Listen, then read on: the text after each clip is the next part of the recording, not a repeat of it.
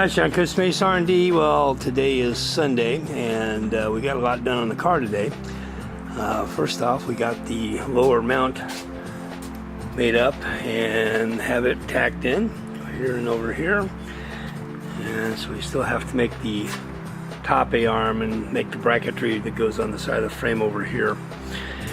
And we got to do it for this left side of the car. And on the rear, we've got the suspension just about all done. It's tacked into place anyway. Over here you can kind of see what's going on. Looks kind of busy, but it's not.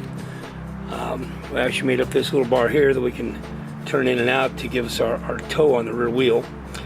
Got a bolt going through and across over here. This is our upper mount right here, all tacked together.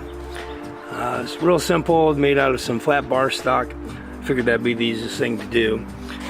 And let's see, this is our little trunnion that we made up to hook up to the toe adjuster. And as you can see, we're running a pair of, well, we have a pair, but on this one side we got a dual adjustable coilover shock, and we're going to have single adjust in the front, because I think that's about all we're really going to need up there. And you can see kind of what's going on back here. And this is a view from the other side of the right front. Again, we're using Mazda Miata uprights, and we had to use a, I believe it was off of a Nissan 350Z lower ball joint to fit in the bottom, because the Mazda joint is completely different. Using stock Mazda ball joint on the top, and that'll get put into the A-arm that goes up across there.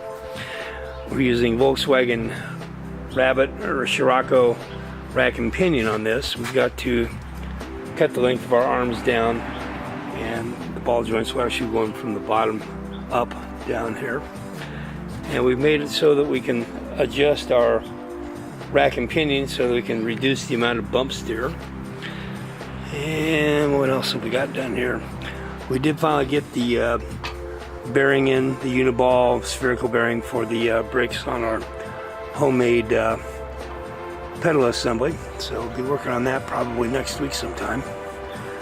And we've got the transmission setting in there right now, so we could kind of have an idea how the axles were going to fit. We took the Mazda axle and cut it off so we could slide the thing in and out easily. I'm going to have to make up new axles for this anyway. This material is too small to fit in the VW CV joint, so we're going to have to make complete new axles for this. And I don't know what else I can show you here. It's all fairly simple stuff that we're trying to do here. We had to make up these tabs here to pick up the shock. Had to make sure that we had enough room in here so that we didn't bind up. And we found out today that our lower mount was going to get in the way of the boot, so we're actually going to be mounting it outside here. I don't know if you can see this or not, maybe from around here. Anyway, we're going to be mounting it on the outside of the bracket. We'll put a spacer between the two tabs, and that'll work out just fine. We got these store-bought mounts for the upper bracketry here. Those are pretty nice, pretty easy to put on, that's for sure. And we got the same thing down there on the suspension on the lower control arms. So we're coming along here, and hopefully we'll have some more to show you next week. John Cuneo R&D, we'll see you soon.